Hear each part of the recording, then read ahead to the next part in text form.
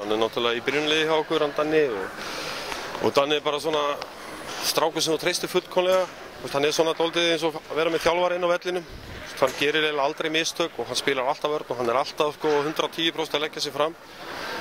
Og svo þessi árátta hjá honum að æfa eins og skepna síðustu 5-6 árin hefur gert það verkum að hann bara orðinn frábær leikmaður.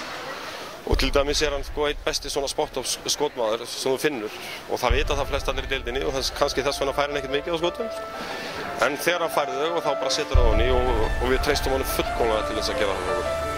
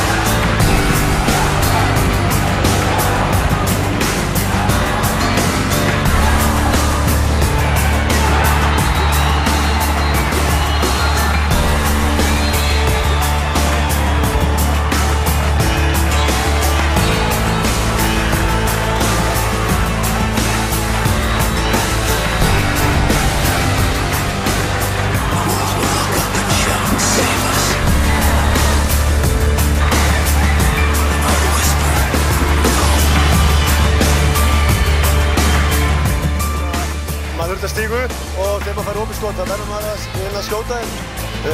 Þau voru ekki öll ofan í en það voru einhver og það telur allt.